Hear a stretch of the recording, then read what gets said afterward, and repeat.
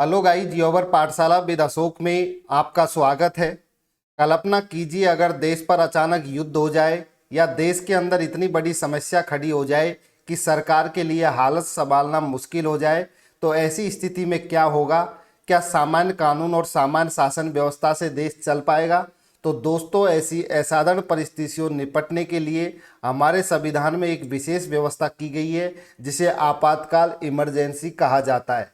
आज की क्लास में हम समझेंगे कि आपातकाल क्या होता है, संविधान के किस भाग में इसका उल्लेख है और आपातकाल कितने प्रकार के होते हैं तथा इनका प्रभाव क्या होता है। तो आज की क्लास बहुत इंपॉर्टेंट होने वाली है। इस क्लास के एंड में हम कुछ ऑब्जेक्टिव टाइप क्वेश्चन भी करेंगे जो प्रीवियस ईयर एसएससी, बैंक और रेलवे की एग्जाम में पूछे गए हैं।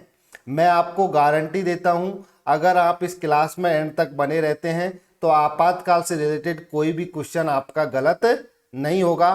तो चलिए शुरू करते हैं आप आज का इम्पोर्टेंट टॉपिक, भारतीय संविधान में आपातकाल। तो सबसे पहले हम बात करते हैं कि आपातकाल कहते किसे हैं।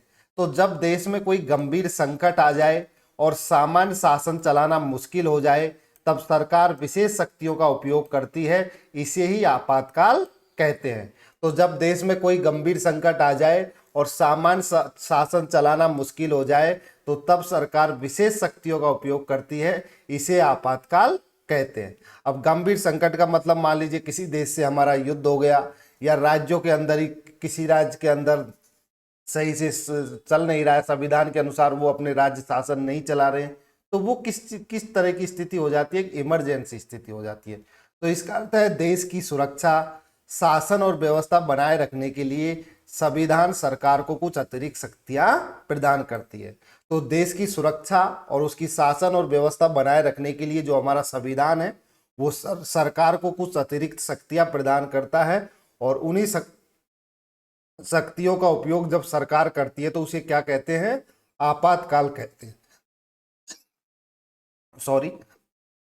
जैसे उदाहरण के रूप में युद्ध, बाहरी आक्रमण या देश की आंतरिक सुरक्षा को खतरा, अगर ऐसी कभी स्थिति होती है तो उस समय सरकार का अपना विशेष शक्ति का उपयोग करती है और उसे ही आपातकाल कहते हैं। अब बात करते हैं जो आपातकाल है वो भारतीय संविधान के किस भाग में है, किस आर्टिकल से किस आर्टिकल तक दिया हुआ है और इसको कहां से लिया गया है। तो अगर बात की जाए तो आपातकाल से संबंधित प्रावधान की, तो ये संविधान के भाग 18 में दिए गए। कहाँ दिए गए हैं? संविधान के भाग 18 में आपातकाल के बारे में बात की गई है। और बात की जाए अनुच्छेदों की, तो आपातकाल से संबंधित जो प्रावधान है वो आर्टिकल 352 से 360 तक दिए गए हैं। याद रखिए, भाग 18 में है आपातकाल के बारे में बात की गई। अगर आर्टिकल की बात की जाए तो 352 से 360 तक है। और भारतीय संविधान में जो आपातकाल है जो कहाँ से लिए गए हैं? जर्मनी से लिए गए हैं। ये याद रखिए, जर्मनी का जो वाइमर संविधान है उससे लिया गया है। तो जो आपातकाल की बात है वो संविधान के भाग 18 में की गई है। अगर आर्टिकल की बात की जाए तो 352 से 360 तक है। और जो आपातकाल है वो कहाँ से लिए गए हैं? जर्मनी से लिए। अब लेने का मतलब क्या होता है? देखिए, जितने भी हमारे इसके अंदर आपातकाल है, मूल अधिकार है, मौलिक कर्तव्य हैं, राज्य के नीति निर्देशक तत्व, ये दूसरे देशों से लिए गए, दूसरे देशों के संविधान से लिए गए हैं। तो उसी तरह जो आपातकाल है वो कहाँ से लिया गया है? जर्मनी से लिए गए। तो भारतीय संविधान में आपातकालिक प्रावधान जर्मनी के वाइमर संविधान से लिया गया है। अब बात करते हैं कि आपातकाल होते कितने प्रकार के हैं। तो देखिए, आपातकाल है वो 3 प्रकार का होता है। कितने प्रकार का होता है? 3 प्रकार का होता है। एक होता है राष्ट्रीय आपातकाल, जिसको नेशनल इमरजेंसी बोला जाता है। एक राज्य आपातकाल होता है जिसको राष्ट्रपति शासन भी कहा जाता है। और एक तीसरा होता है वित्तीय आपातकाल। तो जो भारत में आपातकाल है वो 3 टाइप के होते हैं। एक राष्ट्रीय आपातकाल होता है जिसको नेशनल इमरजेंसी बोला जाता है। दूसरा राज्य आपातकाल होता है जिसको राष्ट्रपति शासन भी कहते हैं। और एक वित्तीय आपातकाल होता है। अब बात की जाए राष्ट्रीय आपातकाल की, तो इसकी बात आर्टिकल 352 में की गई है। और बात की जाए राष्ट्रपति शासन अर्थात राज्य आपातकाल की, तो इसकी बात आर्टिकल 356 में की गई है। और बात की जाए वित्तीय आपातकाल की, तो इसकी बात आर्टिकल 360 में की गई है। अब सॉरी, अब बात करते हैं कि भाई राष्ट्रीय आपातकाल लगाया कब जाता है। तो इसको ये जब लगाया जाता है जब युद्ध, बाहरी आक्रमण या सशस्त्र विद्रोह हो। जब कभी भी युद्ध हो जाए या कोई बाहरी आक्रमण हो जाए या सशस्त्र विद्रोह हो जाए तो उस समय क्या लगाई जाती है, नेशनल इमरजेंसी या राष्ट्रीय आपातकाल लगाया जाता है। दूसरा बात करते हैं राष्ट्रपति शासन या राज्य आपातकाल की।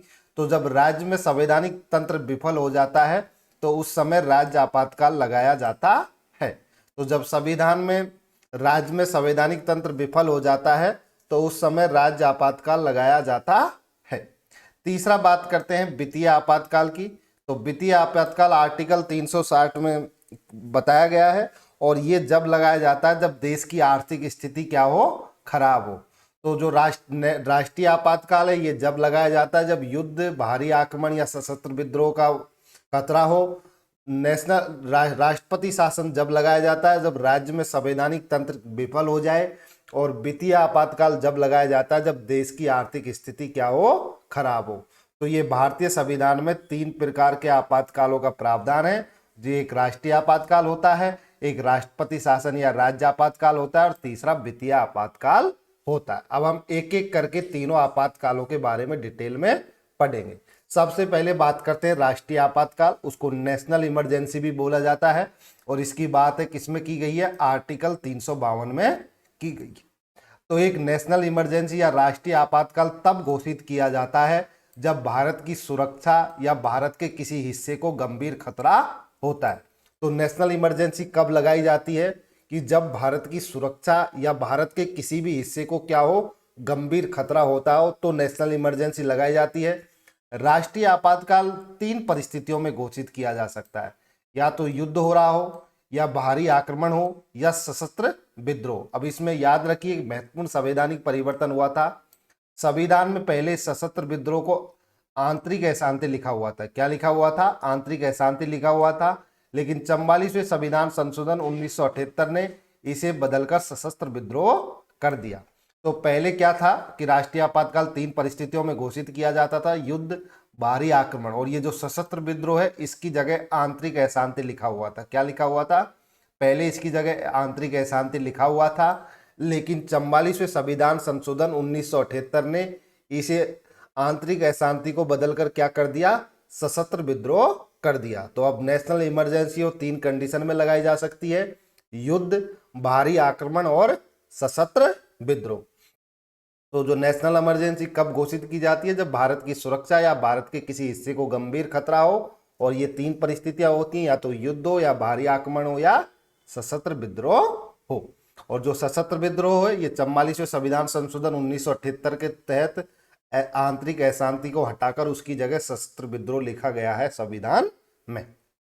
नेक्स्ट, अब बात करते हैं कि राष्ट्रीय आपातकाल की भाई घोषणा कौन करता है। तो देखिए जितने भी आपातकाल है उन सबकी घोषणा राष्ट्रपति के द्वारा ही की जाती है। किसके द्वारा की जाती है, राष्ट्रपति के द्वारा। चाहे राष्ट्रीय आपातकाल हो, चाहे राष्ट्रपति शासन हो, या वित्तीय आपातकाल हो, तीनों की घोषणा तो राष्ट्रपति के द्वारा ही की जाती है। तो अब बात करते हैं राष्ट्रीय आपातकाल की घोषणा की। तो राष्ट्रपति राष्ट्रीय आपातकाल की घोषणा करते हैं, लेकिन राष्ट्रपति यह फैसला अपने मन से नहीं ले सकते। याद रखिए जो राष्ट्रपति है वही नेशनल इमरजेंसी की घोषणा करते हैं, लेकिन राष्ट्रपति यह फैसला अपने मन से नहीं ले सकते। राष्ट्रपति केवल मंत्रिपरिषद की लिखित सलाह पर ही राष्ट्रीय आपातकाल की घोषणा कर सकते हैं। जब उनको मंत्रिपरिषद अपनी लिखित सलाह देगी तभी राष्ट्रीय आपातकाल की क्या कर सकते हैं, घोषणा कर सकते हैं। अब ये नहीं कि राष्ट्रपति ने अपने मन से ही नेशनल इमरजेंसी लगा दी, नहीं। जो मंत्रिपरिषद होती है, आपको पता है मंत्रिपरिषद में प्रधानमंत्री होते हैं, कैबिनेट मंत्री होते हैं, राज्य मंत्री होते हैं, राज्य मंत्री स्वतंत्र प्रभार होते हैं। तो ये जो मंत्रिपरिषद होती है ये लिखित में सलाह देती है राष्ट्रपति को, उसके बाद ही राष्ट्रपति आपातकाल की घोषणा कर सकते हैं। महत्वपूर्ण तथ्य की बात की जाए तो ये प्रावधान 44वें संवैधानिक संशोधन द्वारा जोड़ा गया था। इसका मुख्य कारण 1975 का आपातकाल था। अब बात करते हैं कि भाई ये जो लिखित में लिख के देने की बात क्यों की गई है। देखिए पहले क्या था, जब 1975 में जब इमरजेंसी लगाई गई थी इंदिरा गांधी के द्वारा, तो उस समय भाई मंत्रिपरिषद की सलाह ही नहीं ली गई। क्या नहीं ली गई, मंत्रिपरिषद की सलाह ही नहीं ली कि डायरेक्ट राष्ट्रपति को बोला और राष्ट्रपति ने इमरजेंसी लगा दिया। तो उसके बाद में ये प्रावधान किया गया है कि राष्ट्रपति केवल मंत्रिपरिषद की लिखित सलाह पर ही राष्ट्रीय आपातकाल की घोषणा कर सकते। तो याद रखिए पहले क्या हुआ, 1975 में इंदिरा गांधी ने नेशनल इमरजेंसी लगा दी और ये मंत्रिपरिषद को भी पता नहीं था, जो कैबिनेट मंत्री उनको भी बाद में पता लगा। तो ऐसा नहीं होना चाहिए। अब कभी भी नेशनल इमरजेंसी लगेगी तो मंत्रिपरिषद की लिखित सलाह की आवश्यकता होती है। तो राष्ट्रपति केवल मंत्रिपरिषद की लिखित सलाह पर ही राष्ट्रीय आपातकाल की घोषणा कर सकते हैं। और ये प्रावधान लिखित सलाह का 44वें संविधान संशोधन 1978 द्वारा जोड़ा गया था। इसका मुख्य कारण 1975 का आपातकाल था। उस समय इंदिरा गांधी ने मंत्रिपरिषद की सलाह के बगैर ही क्या लगा दी थी, नेशनल इमरजेंसी लगा दी थी। अब बात करते हैं कि राष्ट्रीय आपातकाल की स्वीकृति कौन देता है।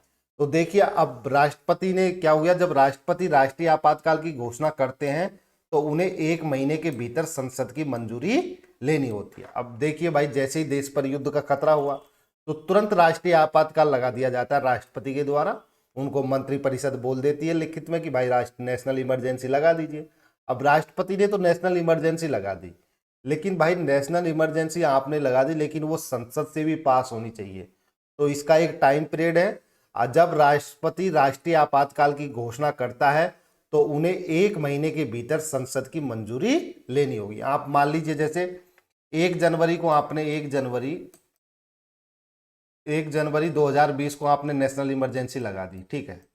अब उसके बाद में क्या होगा, जनवरी से 1 फरवरी 2020 के बीच में 1 महीने के अंदर अंदर आपने 1 जनवरी को तो लगा दी, कोई दिक्कत नहीं, आप लगा दीजिए। उसके बाद में 1 फरवरी 2020 तक 1 महीने के अंदर आपको क्या लेना पड़ेगा, संसद से मंजूरी लेनी पड़ेगी।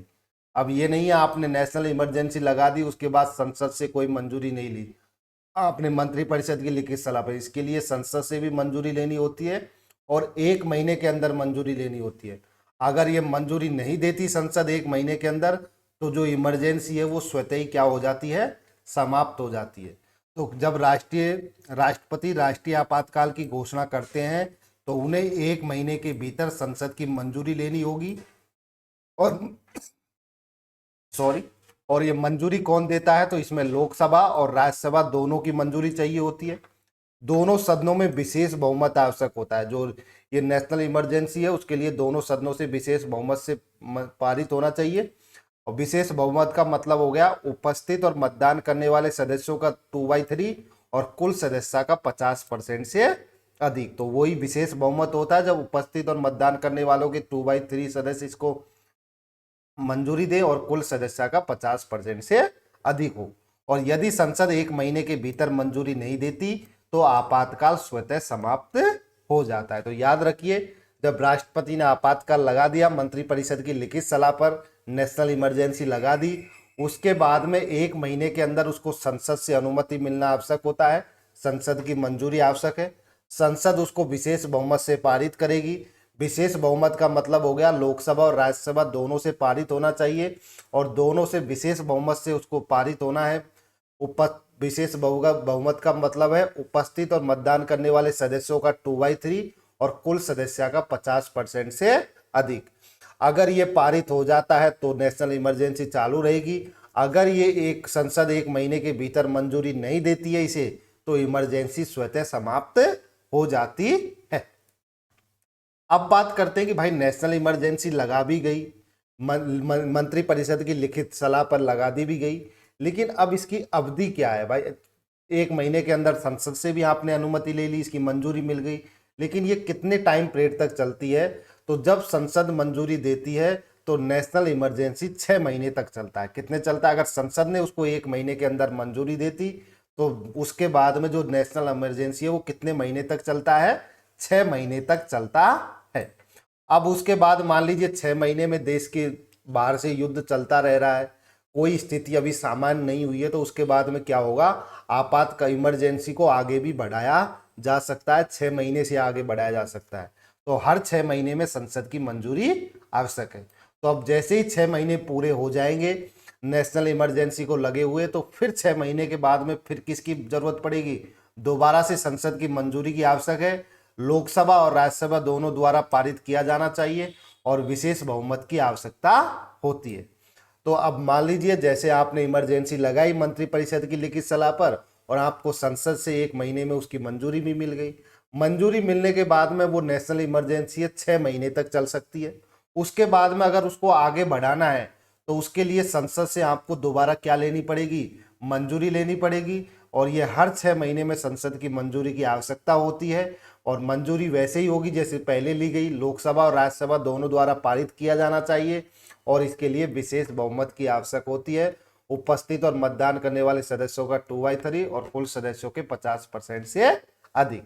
और बात की जाए ये मैक्सिमम कितना हो सकता है, तो देखिए किसी को भी पता नहीं है, युद्ध है, लंबा भी हो सकता है। जैसे जैसे आप यूक्रेन और रूस का युद्ध देख रहे हो तो 4 साल हो गए, तो युद्ध का कोई फिक्स नहीं होता। इसलिए संविधान द्वारा इसकी कोई अधिकतम समय सीमा भी निर्धारित नहीं की गई। अब पता नहीं, युद्ध हो सकता है तो 1 साल में खत्म हो जाए, नहीं हो तो 2 साल में भी नहीं हो, 3 साल में भी नहीं हो, 5 साल में भी नहीं हो, 10 साल में भी नहीं हो, ऐसा भी हो सकता है। इसलिए संविधान में इसकी कोई मैक्सिमम समय सीमा नहीं है कि आप मैक्सिमम 2 साल के लिए नेशनल इमरजेंसी लगा सकते हो या 3 साल के लिए ही लगा सकते हो। तो संविधान द्वारा इसकी कोई अधिकतम समय सीमा निर्धारित नहीं है।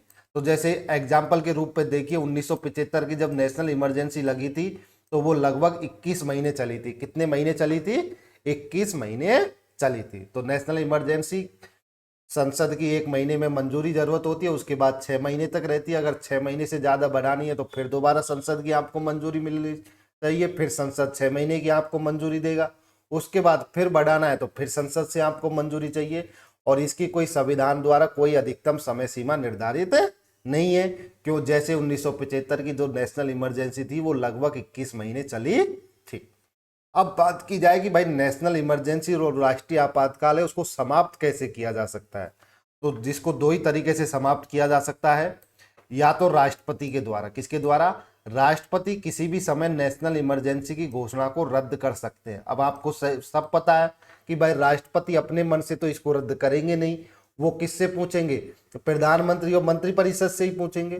तो यहाँ लिखा हुआ राष्ट्रपति द्वारा है, लेकिन वो सलाह उसी से लेंगे। वो मंत्रिपरिषद है जिसमें प्रधानमंत्री, कैबिनेट मंत्री, राज्य मंत्री, स्वतंत्र प्रभार ये होते हैं, उन्हीं वो ही बताते हैं। उसके बाद में ही राष्ट्रपति उसको क्या कर सकता है, नेशनल इमरजेंसी की घोषणा को क्या कर सकता है, रद्द कर सकते हैं। दूसरा है लोकसभा के द्वारा।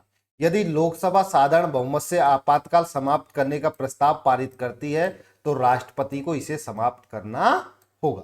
तो 2 ही कंडीशन है, या तो राष्ट्रपति खुद ही इसको समाप्त कर दे, रद्द कर दे, या लोकसभा के द्वारा। यदि लोकसभा साधारण बहुमत से आपातकाल समाप्त करने का प्रस्ताव पारित करती है तो राष्ट्रपति को इसे समाप्त करना होगा।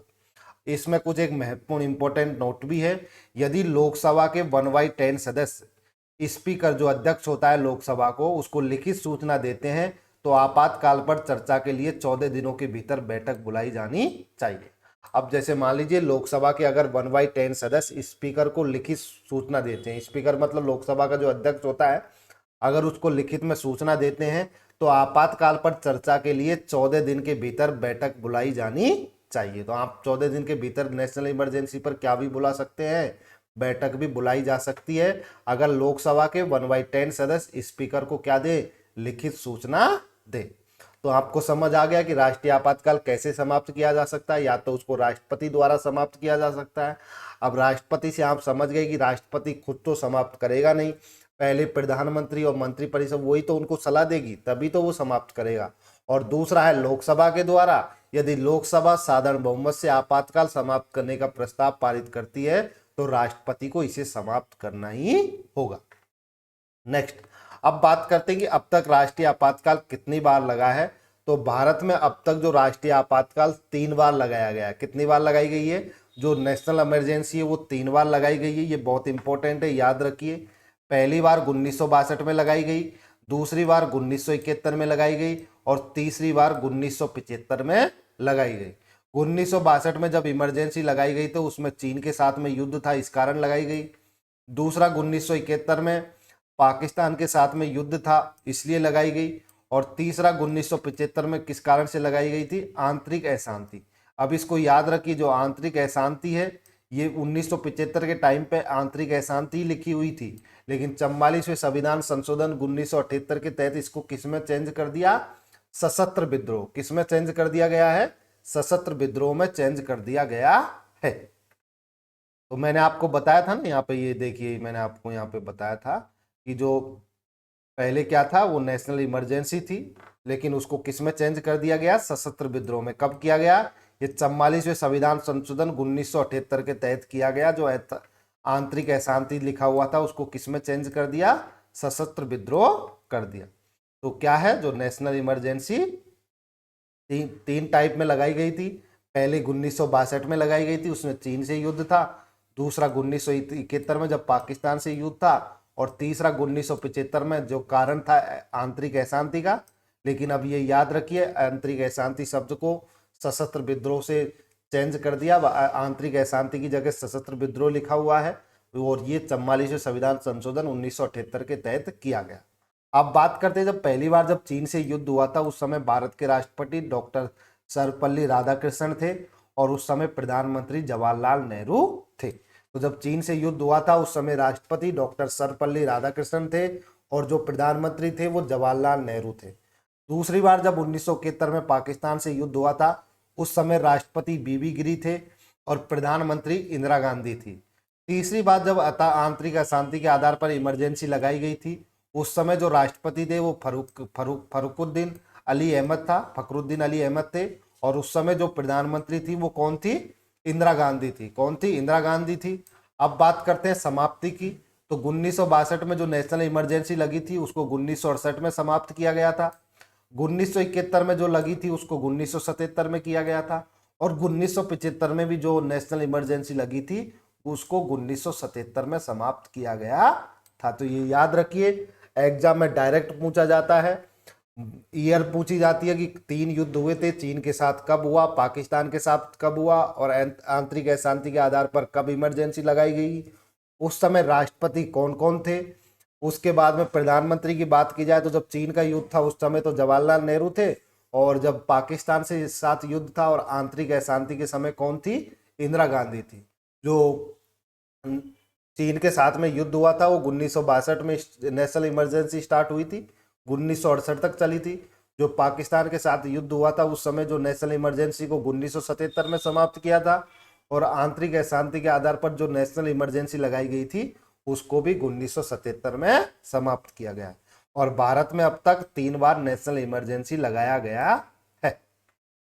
नेक्स्ट, अब बात करते हैं जो राष्ट्रीय आपातकाल जो नेशनल इमरजेंसी है उसके प्रभाव क्या क्या होते हैं, उसके साथ क्या प्रभाव पड़ता है, राज्यों पर उसका क्या प्रभाव पड़ता है, देश पर भी उसका कुछ प्रभाव पड़ता है। तो उसकी बात करते हैं। सबसे पहले बात करते हैं कार्यपालिका का प्रभाव। किसकी बात करते हैं, कार्यपालिका का प्रभाव। तो केंद्र सरकार की शक्ति बढ़ जाती है। जब नेशनल इमरजेंसी लगाई जाती है तो केंद्र सरकार की शक्ति बढ़ जाती है। केंद्र सरकार राज्यों को सीधे निर्देश दे सकती है। और जब नेशनल इमरजेंसी लगेगी तो केंद्र सरकार राज्यों को सीधे निर्देश दे सकती है। राज्य कार्यपालिका संघ के नियंत्रण में आ जाती है। जो राज्य की कार्यपालिका किसके नियंत्रण में आ जाती है, केंद्र के नियंत्रण में आ जाती है। और राज्य सरकार का अस्तित्व समाप्त नहीं होता, याद रखिए। लेकिन राज्य सरकार का अस्तित्व समाप्त नहीं होता है बल्कि वो केंद्र सरकार के निर्देशों के अनुसार कार्य करती है। ये बहुत इंपॉर्टेंट फैक्ट है, ये याद रखिए। जब नेशनल इमरजेंसी लगाई जाती है तो राज्य सरकार का अस्तित्व समाप्त नहीं होता बल्कि वह केंद्र सरकार के निर्देशों के अनुसार क्या करती है, कार्य करती है। तो ये क्या है, कार्यपालिका का प्रभाव है। केंद्र सरकार की शक्ति बढ़ जाती है। केंद्र सरकार राज्यों को सीधे निर्देश दे सकती है। राज्य की कार्यपालिका केंद्र के नियंत्रण में आ जाती है और राज्य सरकार का अस्तित्व समाप्त नहीं होता बल्कि वो केंद्र सरकार के निर्देशों के अनुसार कार्य करती है। ये नेशनल इमरजेंसी का कार्यपालिका पर क्या होता है, प्रभाव होता है। अब बात करते हैं विधायी शक्ति पर नेशनल इमरजेंसी का क्या प्रभाव पड़ता है। तो सामान्य परिस्थिति में राज्य सूची पर कानून बनाते हैं। किस पर कानून बनाते हैं, राज्य सूची पर बनाते हैं। लेकिन जब नेशनल इमरजेंसी लगी हुई है तो संसद भी राज्य सूची पर कानून बना सकती है। तो मैंने आपको सामान्य परिस्थितियों में पहले जब अनुसूचियों के बारे में बताया था तो उसमें बताया था राज्य सूची के विषयों पर कानून कौन बना सकती है, राज्य बना सकती है। लेकिन नेशनल इमरजेंसी के समय में संसद भी राज्य सूची पर क्या बना सकती है, कानून बना सकती है। केंद्र सरकार की विधायी शक्ति का काफी क्या हो जाता है, विस्तार हो जाता है। केंद्र सरकार की विधायी शक्ति बढ़ जाती है। तो विधायी शक्ति पर नेशनल इमरजेंसी का क्या प्रभाव पड़ता है, सामान्य स्थितियों में रोज राज्य सूची के विषयों पर राज्य कानून बनाती है। लेकिन जब नेशनल इमरजेंसी लगती है तो संसद भी राज्य सूची के विषय पर क्या बना सकती है, कानून बना सकती है। संसद का मतलब वही लोकसभा राज्यसभा होता है, केंद्र सरकार ही होता है। तो संसद भी राष्ट्र सूची पर क्या बना सकती है, कानून बना सकती है। और केंद्र सरकार की विधायी शक्ति का काफी हद तक क्या हो जाता है, विस्तार हो जाता है। तीसरा बात करते हैं कि नेशनल इमरजेंसी का केंद्र राज्य के संबंधों पर क्या प्रभाव पड़ता है। तो भारत की संघीय प्रणाली एक समय के लिए अधिक केंद्रीकृत हो जाती है। जो संघीय प्रणाली है वो अधिक केंद्रीकृत हो जाती है, केंद्र सरकार की शक्ति बढ़ जाती है और राज्यों की जो स्वायत्तता है वो क्या हो जाती है, कम हो जाती है। स्वायत्तता का मतलब होता है जो जो ऑटोनोमस मतलब फ्रीडम उनको मिला हुआ है वो क्या हो जाता है, कम हो जाता है जब नेशनल इमरजेंसी लगाई जाती है। अब बात करें मौलिक अधिकारों पर इस नेशनल इमरजेंसी का क्या प्रभाव पड़ता है। तो अनुच्छेद 21 स्वतः निलंबित हो जाता है, अनुच्छेद 20 और 21 निलंबित नहीं किए जाते। एग्जाम में पूछा जाता है अनुच्छेद 21 आपका निलंबित हो जाएगा जब नेशनल इमरजेंसी लगाई जाएगी, लेकिन जो आर्टिकल 20 और 21 है ये कभी भी निलंबित नहीं होते इमरजेंसी के टाइम पर भी। तो ये राष्ट्रीय आपातकाल के कुछ प्रभाव हैं। कार्यपालिका पर इसका कुछ प्रभाव पड़ेगा, विधायी शक्ति पर भी प्रभाव पड़ेगा, केंद्र राज्य संबंधों पर भी इनके प्रभाव पड़ते हैं और मौलिक अधिकारों पर भी इनका प्रभाव पड़ता है। कार्यपालिका में किस कार्य शक्ति बढ़ जाती है, वो राज्यों को अपना निर्देश दे सकती है। राज्य सरकार इसमें समाप्त नहीं होती बल्कि वो केंद्र सरकार के निर्देशों का क्या करती है, पालन करती है।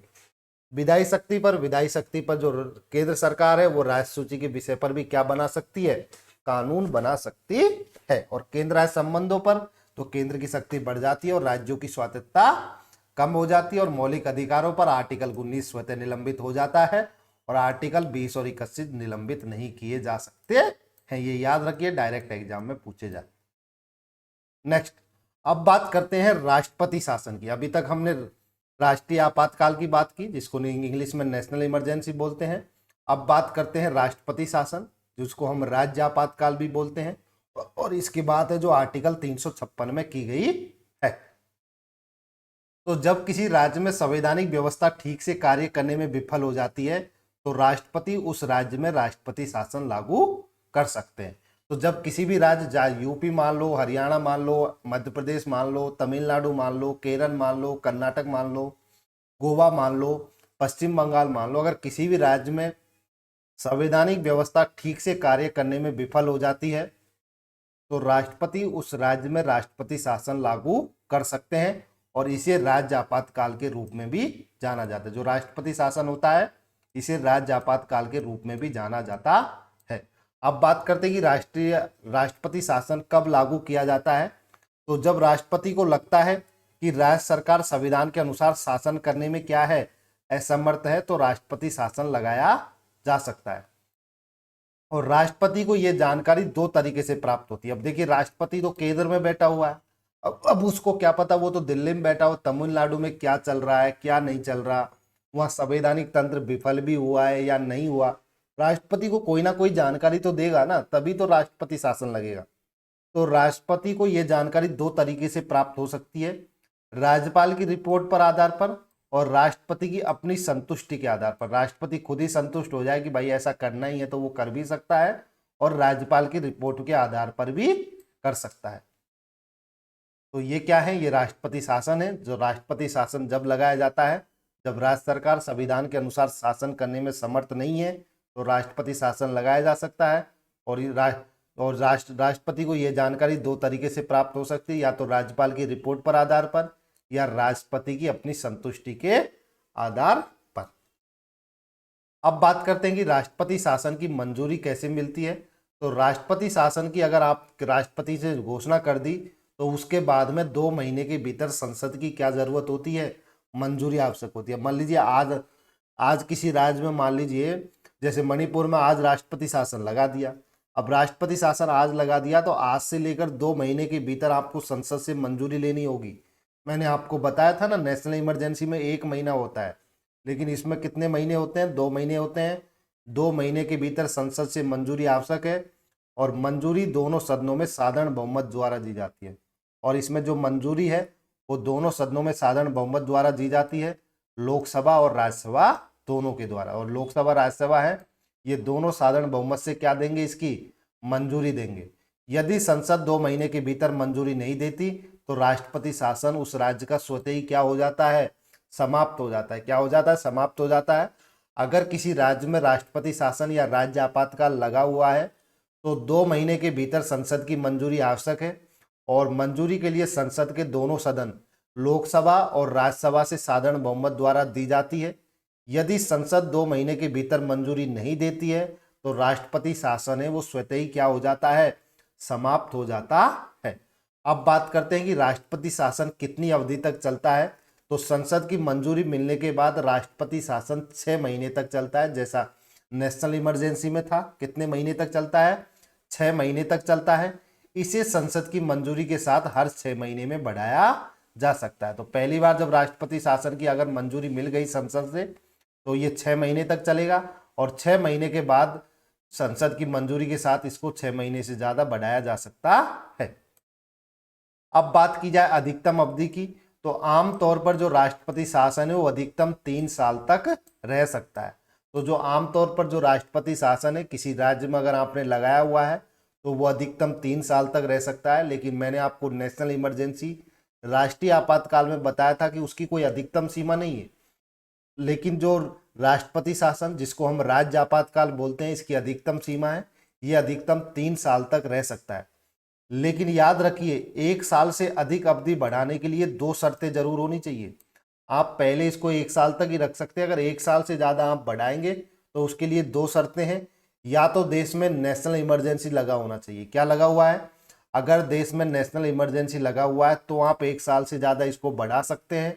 और यदि चुनाव आयोग ये प्रमाणित करता होगा कि राज्य में चुनाव करना संभव नहीं है तो आप 1 साल से ऊपर इसको बढ़ा सकते हैं और मैक्सिमम 3 साल तक कर सकते हैं। तो याद रखिए जो राष्ट्रपति शासन है ये जैसे ही लागू होता है किसी राज्य में तो संसद से मंजूरी लेनी होती है। संसद जैसे ही मंजूरी देगा 2 महीने के अंदर मंजूरी देनी होती है, तो ये 6 महीने तक लागू रहता है। फिर अगर 6 महीने से ज़्यादा इसको बढ़ाना है तो फिर संसद से क्या लेनी होती है? मंजूरी लेनी होती है। इसकी अधिकतम सीमा आमतौर पर राष्ट्रपति शासन अधिकतम 3 साल तक रह सकता है। लेकिन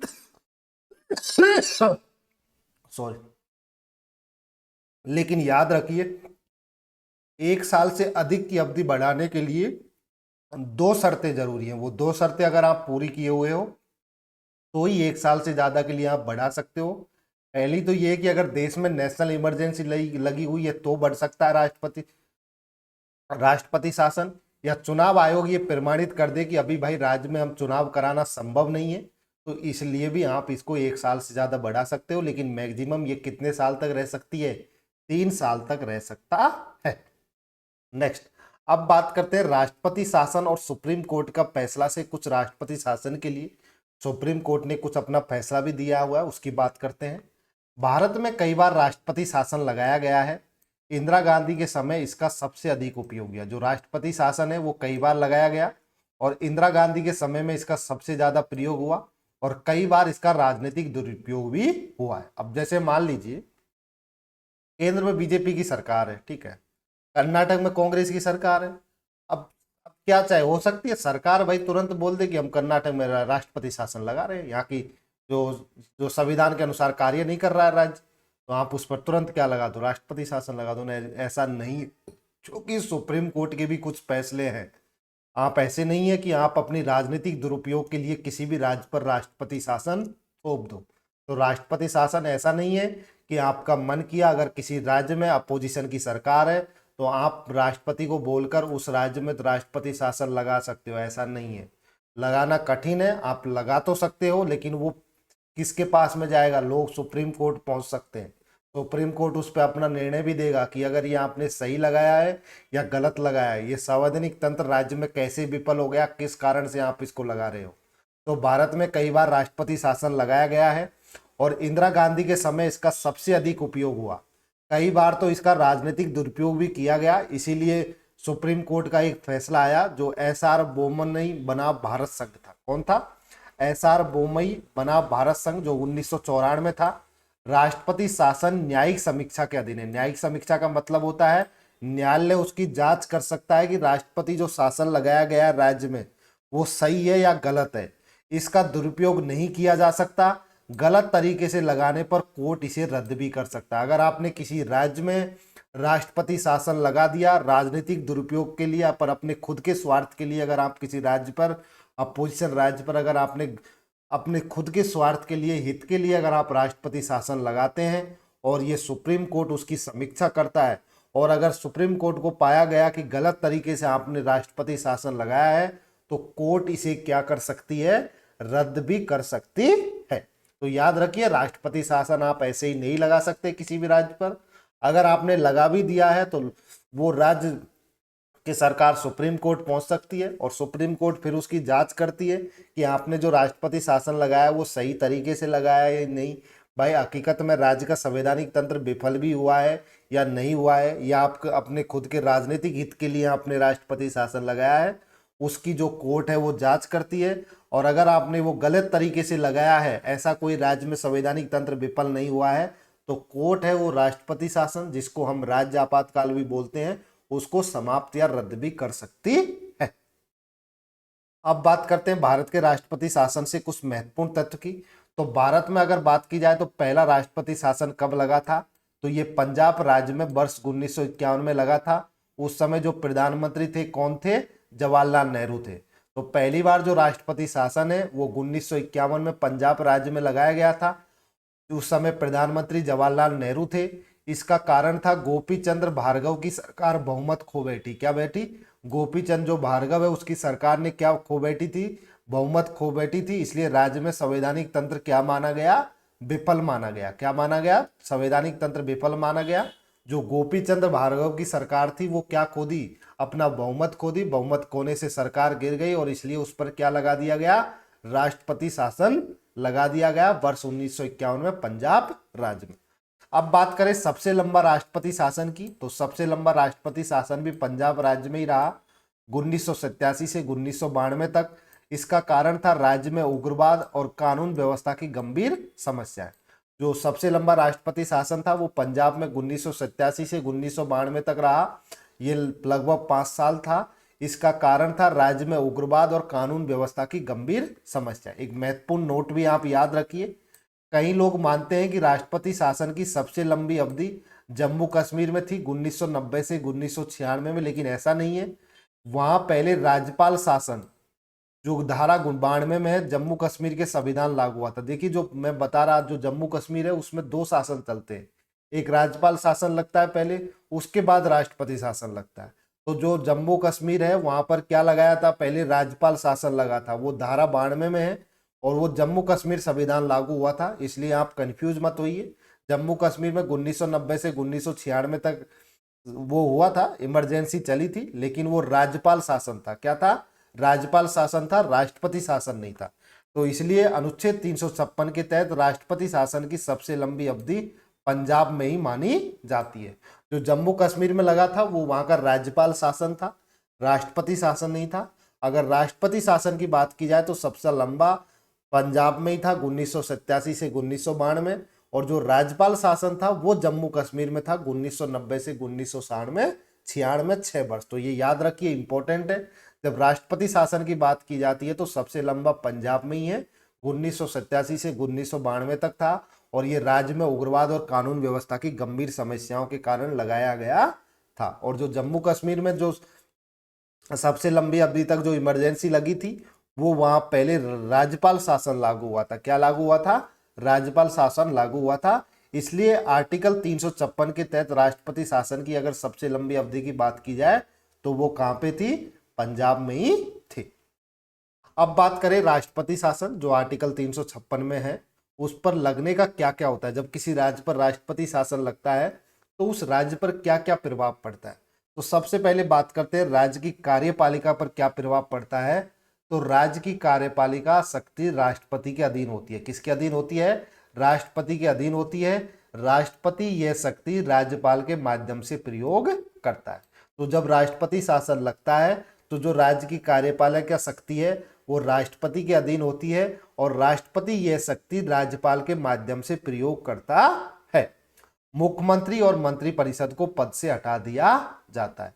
और जब राष्ट्रपति शासन लगता है तो मुख्यमंत्री और जो मंत्रिपरिषद होती है उसको पद से क्या कर दिया जाता है, हटा दिया जाता है। ये राज्य की कार्यपालिका के क्या है, प्रभाव है। दूसरा बात करते हैं राज्य की विधायिका की। तो जब राष्ट्रपति शासन लगता है तो विधानसभा के साथ तीन स्थितियां हो सकती है। क्या हो सकती है? या तो विधानसभा को भंग कर दिया जाता है, या विधानसभा को क्या किया जा सकता है? निलंबित किया जा सकता है। क्या किया जा सकता है? विधानसभा को निलंबित किया जा सकता है। या तो विधानसभा को भंग कर दिया जाए, या विधानसभा को निलंबित कर दिया जाए थोड़े दिन के लिए, या विधानसभा को भंग किए बिना नियंत्रण में रखा जाए। तो जब राष्ट्रपति शासन लगता है तो विधानसभा के साथ में तीन स्थितियां हो सकती हैं। या तो विधानसभा को भंग कर दिया जाए, बिल्कुल खत्म कर दिया जाए विधानसभा को, या विधानसभा को थोड़े दिन के लिए सस्पेंड कर दिया जाए, निलंबित कर दिया जाए, या विधानसभा को भंग किए बिना उसको अपने नियंत्रण में रखा जाता है। ये तीन स्थितियां राज्य की विधायिका के साथ में हो सकती हैं राष्ट्रपति शासन के समय। अब बात करते हैं कानून बनाने की शक्ति क्या होती है जब राष्ट्रपति शासन लगता है। तो संसद राज्य के लिए कानून बना सकती है। यदि संसद सत्र में नहीं है तो राष्ट्रपति अध्यादेश जारी कर सकता है, क्योंकि राष्ट्रपति जो अध्यादेश जारी करता है वो आर्टिकल 123 के तहत जारी करता है। मैंने आपको बताया आर्टिकल 123 के तहत राष्ट्रपति को अध्यादेश जारी करने की क्या होती है? शक्ति होती है। तो संसद राज्य के लिए कानून बना सकती है, और यदि संसद सत्र में नहीं है तो राष्ट्रपति क्या जारी कर सकता है? अध्यादेश जारी कर सकता है। अब ये अध्यादेश क्या होता है, कब जारी किया जाता है, कितना टाइम पीरियड होता है, तो जब मैं आपको राष्ट्रपति अध्यादेश के बारे में एक क्लास लूंगा उसमें इसको पूरा अच्छे से डिटेल में बताऊंगा। तो ये याद रखिए, राष्ट्रपति शासन लगने पर क्या होता है? राज्य की कार्यपालिका शक्ति राष्ट्रपति के अधीन हो जाती है, और राष्ट्रपति यह शक्ति राज्यपाल के माध्यम से प्रयोग करता है, और मुख्यमंत्री और मंत्रिपरिषद को पद से हटा दिया जाता है। और राज्य विधायिका पर क्या प्रभाव पड़ता है? तो विधानसभा को भंग किया जा सकता है, या विधानसभा को निलंबित किया जा सकता है, या विधानसभा को भंग किए बिना नियंत्रण में रखा जा सकता है। और कानून बनाने की शक्ति की बात करें जब राष्ट्रपति शासन लगा हुआ है तो संसद उस राज्य के लिए कानून बना सकती है जिस राज्य में राष्ट्रपति शासन लगा है। यदि संसद सत्र में नहीं है, संसद में कोई सत्र नहीं चल रहा है, तो उस समय राष्ट्रपति क्या जारी कर सकता है? अध्यादेश जारी कर सकता है। नेक्स्ट, अब बात करते हैं वित्तीय आपातकाल की। तो वित्तीय आपातकाल की बात हमारे संविधान के आर्टिकल 360 में की गई है। किस में की गई है? आर्टिकल 360 में की गई है। ये भारत की आर्थिक स्थिरता या देश की साख को खतरा होने पर वित्तीय आपातकाल घोषित किया जा सकता है। जब भारत की आर्थिक स्थिरता या देश की साख को खतरा होने पर वित्तीय आपातकाल घोषित किया जा सकता है। अब बात करते हैं इसे कौन घोषित करता है। तो भारत के राष्ट्रपति वित्तीय आपातकाल की घोषणा करते हैं। जितने भी आपातकाल है घोषणा भारत के राष्ट्रपति करते हैं, याद रखिए। तो भारत के राष्ट्रपति वित्तीय आपातकाल की घोषणा करते हैं, और राष्ट्रपति केंद्रीय मंत्रिपरिषद की सलाह पर ही ये निर्णय लेते हैं। तो राष्ट्रपति कोई भी आपातकाल लगाएगा वो केंद्रीय मंत्रिपरिषद की सलाह पर ही लगाते हैं। तो राष्ट्रपति केंद्रीय मंत्रिपरिषद की सलाह पर ही ये वित्तीय आपातकाल का क्या लेते हैं? निर्णय लेते हैं। इसका संवैधानिक प्रावधान भारतीय संविधान के आर्टिकल 360 में दिया गया है। ये याद रखिए, भारत में अब तक कभी भी वित्तीय आपातकाल घोषित नहीं किया गया है। तो जो वित्तीय आपातकाल है वो आर्टिकल 360 के तहत लगाया जाता है, और ये भारत की आर्थिक स्थिरता या देश की साख को खतरा होने पर घोषित किया जाता है। इसकी घोषणा राष्ट्रपति के द्वारा की जाती है, और राष्ट्रपति केंद्रीय मंत्रिपरिषद की सलाह पर यह निर्णय लेते हैं।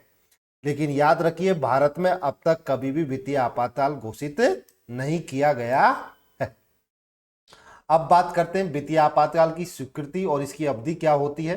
तो वित्तीय आपातकाल की घोषणा के बाद में 2 महीने के भीतर संसद की क्या जरूरत होती है? स्वीकृति आवश्यक होती है 2 महीने के अंदर ही। इसका भी अनुमोदन लोकसभा और राज्यसभा दोनों से होता है, और ये स्वीकृति है वो कैसे दी जाती है? साधारण बहुमत से दी जाती है। ओनली जो नेशनल इमरजेंसी है उसके लिए विशेष बहुमत की जरूरत होती है। राष्ट्रीय आपातकाल, जो राष्ट्रपति शासन या वित्तीय आपातकाल है, इसके लिए साधारण बहुमत की स्वीकृति की जरूरत होती है संसद से। यदि 2 महीने के भीतर स्वीकृति नहीं मिलती तो वित्तीय आपातकाल क्या हो जाता है? समाप्त हो जाता है। अब बात करते हैं इसकी अवधि क्या होती है। जब संसद की स्वीकृति के बाद में वित्तीय आपातकाल अनिश्चित काल तक चल सकता है। जो वित्तीय आपातकाल होता है उसकी कोई अवधि नहीं होती, वो अनिश्चित काल तक चल सकता है। संविधान में इसके लिए कोई अधिकतम समय सीमा भी नहीं है। तो जब 2 महीने में आपको स्वीकृति संसद से मिल गई, उसके बाद में वित्तीय आपातकाल कब तक चलेगा इसका कोई निश्चित काल नहीं है कब तक चले, और संविधान में इसकी कोई अधिकतम समय सीमा भी नहीं है। स्थिति सामान्य होने पर राष्ट्रपति इसे वापस ले सकते हैं। और जैसे स्थिति सामान्य होगी तो राष्ट्रपति क्या करेंगे, जो वित्तीय आपातकाल है उसको वापस ले लेंगे। अब राष्ट्रपति ये तो है नहीं कि अपने मन से लेंगे, उसको वही मंत्रिपरिषद सलाह देगी जिसमें प्रधानमंत्री का रोल ज्यादा रहता है, वही उनको बताएगा, उसके बाद ही राष्ट्रपति इसे क्या लेते हैं, वापस लेते हैं। नेक्स्ट, अब बात करें कि वित्तीय आपातकाल का प्रभाव क्या होता है। तो इसमें क्या होता है, राज्यों को वित्तीय निर्देश दिए जा सकते हैं। जब जब वित्तीय आपातकाल लगा हुआ है, फाइनेंशियल इमरजेंसी लगी हुई है, तो राज्यों को वित्तीय निर्देश दिए जा सकते हैं। वित्तीय आपातकाल की घोषणा के बाद केंद्र सरकार राज्यों को निर्देश दे सकती है। राज्यों को अपने खर्चों पर नियंत्रण रखना होगा। बजट और वित्तीय नीतियों को केंद्र सरकार के अनुरूप होना चाहिए। तो जब वित्तीय आपातकाल लगता है तो राज्यों को क्या देती है, केंद्र सरकार निर्देश देती है कि राज्यों को अपने खर्चों पर नियंत्रण रखना होगा और बजट और वित्तीय नीतियों को केंद्र सरकार के अनुरूप होना चाहिए। केंद्र सरकार अपने अनुरूप बजट और वित्तीय नीति तैयार करती है जब नेशनल इमरजेंसी लगी हुई। अब बात करें वेतन और भत्तों की, तो राष्ट्रपति यह आदेश दे सकते हैं कि केंद्र और राज्य सरकार के कर्मचारी के वेतन और भत्ते कम किए जाए। तो जब वित्तीय आपातकाल लगता है, फाइनेंशियल इमरजेंसी लगती है, तो राष्ट्रपति यह आदेश दे सकते हैं कि केंद्र और राज्य के कर्मचारी के वेतन और भत्ते कम किए जाए।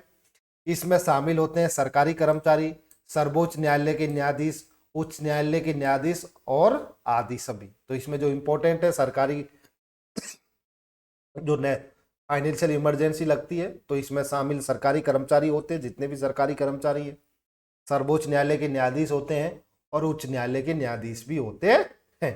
तो इनके क्या होते हैं, वेतन और भत्तों में क्या कर दी जाती है, कटौती कर दी जाती है।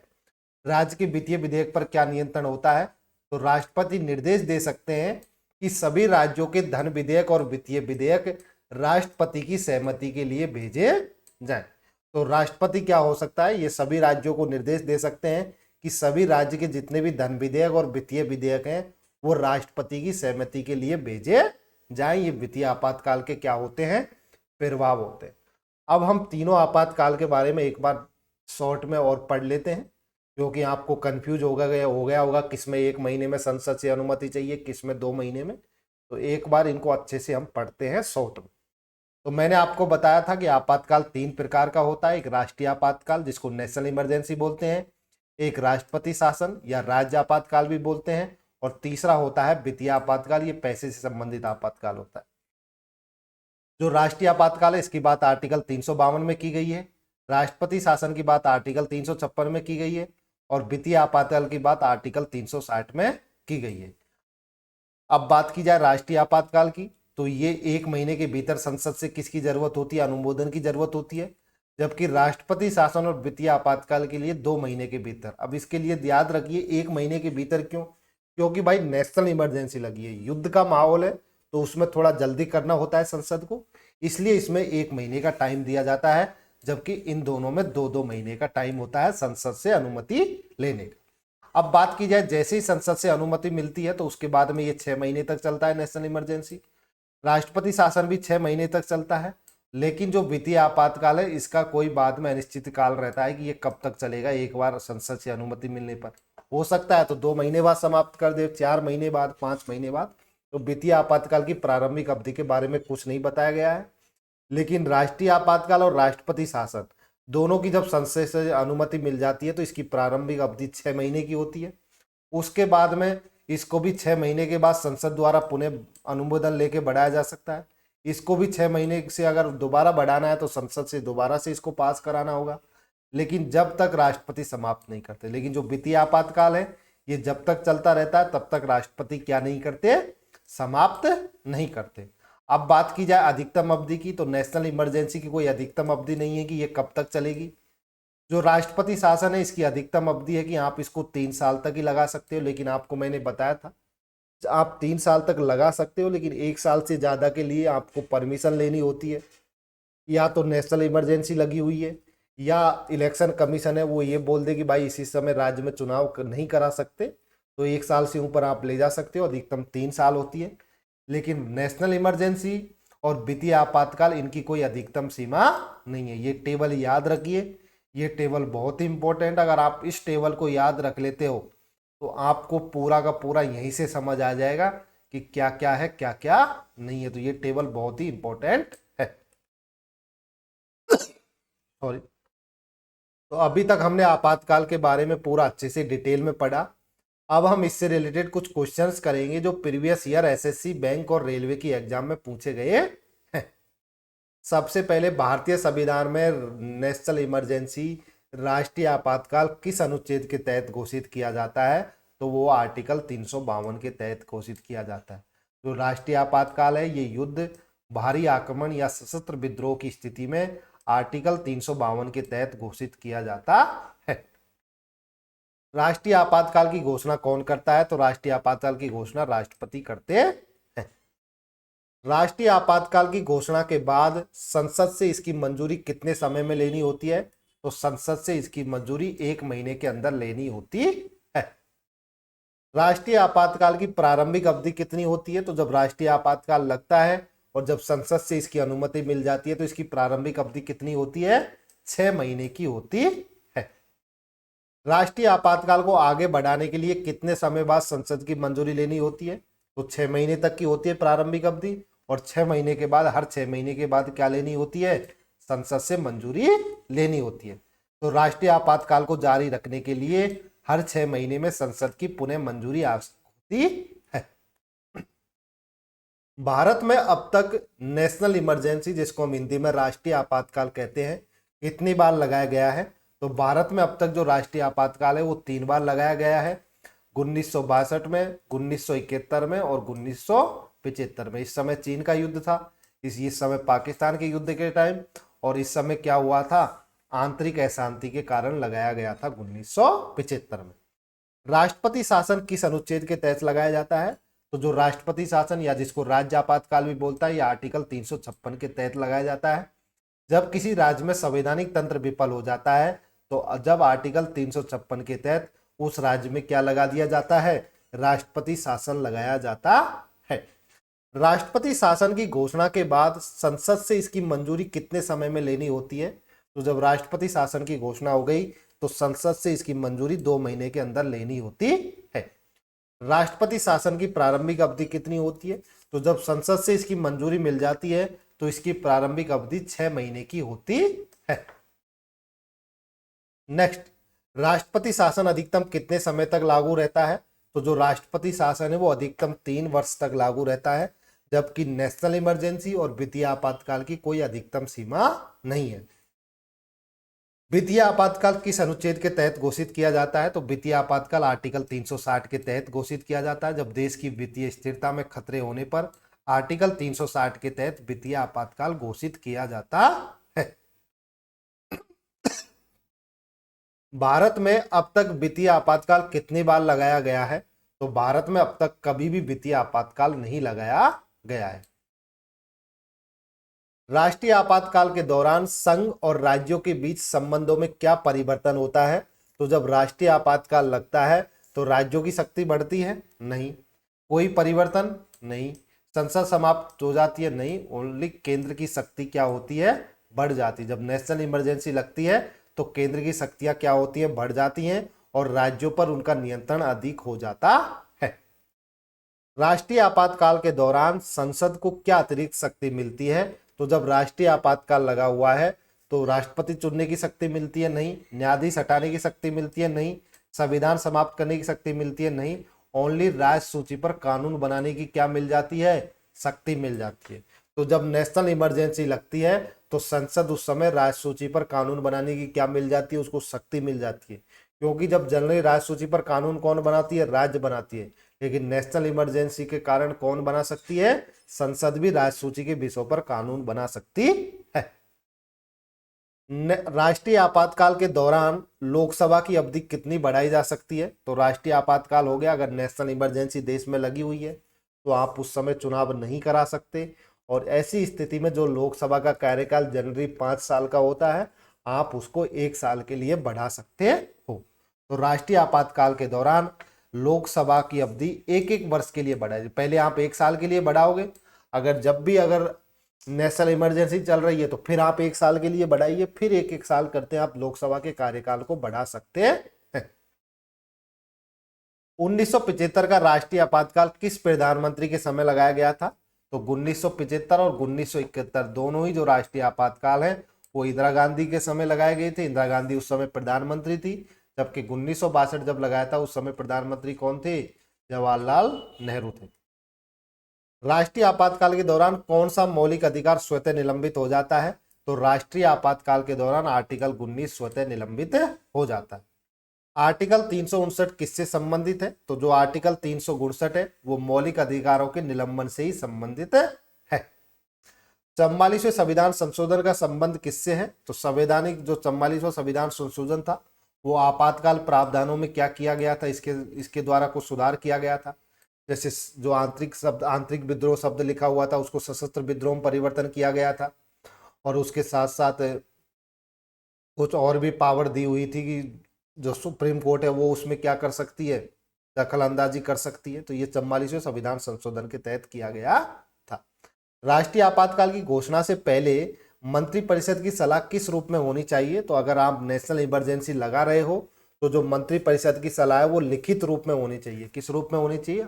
आपको मंत्रिपरिषद की सलाह है वो लिखित में मिलनी चाहिए कि नेशनल इमरजेंसी लगाई जाए तो ही राष्ट्रपति लगा सकते हैं। अब ये क्यों? क्योंकि जब 1975 में इमरजेंसी लगाई थी इंदिरा गांधी ने तो मंत्रिपरिषद की कोई सलाह नहीं ली थी, उन्होंने डायरेक्ट इमरजेंसी लगा दी थी। इसके द्वारा जो 44वां संविधान संशोधन 1978 हुआ उसमें ये बात की गई कि अगर नेशनल इमरजेंसी लगानी है तो उसके लिए मंत्रिपरिषद की क्या चाहिए?